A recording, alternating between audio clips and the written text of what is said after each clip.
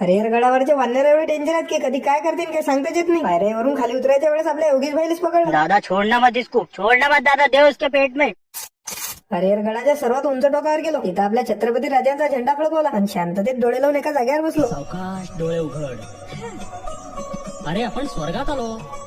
जिवंतपणे स्वर्गाचं दर्शन घेऊन आम्ही खाली जायला निघलो. आता भावांनो, जेवढी मजा चढायला आली नव्हती ना या गडावर तेवढी उतरायला येणार. कारण की 85 डिग्री सरळ असलेल्या पायऱ्या चढायला जेवढ्या भारी जात नाही तेवढ्या उतरायला जातात. खेळणे भाऊ बच्चो का तेल निकल जाता अच्छो का. पहिल्या प्रवेशद्वाराजवळच्या पायऱ्या उतरलो ना, आता दुसऱ्या प्रवेशद्वाराजवळ आलो. त्यावाल्या पायऱ्या तरी 85 डिग्री होत्या, यावाल्या डायरेक्ट 90 खाली पडलो म्हणजे विषय खलास. पत्रे पे भी दिख रहे हो एक एक दो दो. दादा छोड़ना मत इसको, छोड़ना मत दादा, दे उसके पेट में. अरे वो निसट रहा ना, क्या पकड़ रहे दादा, वो पत्रे पे भाग गया, वही भिन भिन कर रहे.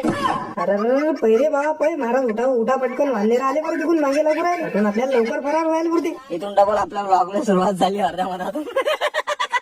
झालं कोणाचं काही तर कोणाचं काही चालते. पण जाऊ दे आता, कोणाला काय म्हणता आपण बी तेच. वापिस त्र्यंबकेश्वरला जाण्यासाठी आम्ही ऑटो पाहिले पण ते सगळे तर आमच्या मजबुरीचा फायदा घेऊन राहिले. 1000 रुपये लागतील म्हणे भाऊ. अरे का हो राजा, जरी आम्ही वेस्ट इंडिज मधले दिसत असलो तरी महाराष्ट्रातले जाऊ. तोंडाची जरशी खावा गमावली पण 450 रुपयातच त्र्यंबकेश्वरला आलो. आणि येता बरोबर 1 नाही 2 नाही 3 नाही नाश्ता करायलाच भेटलो. जे आहे ते खायला पुरते भाऊ, नाटका काही करायला नाही पुरत. संस्थानमध्ये थोड्या वेळ आराम केला आणि संध्याकाळच्या टाइमला आम्ही स्वामी समर्थ यांच्या मंदिरात आलो. अरे बा, हे तर काही डेंजर आहे. पहिले पाय धुवा नंतर दर्शन करा.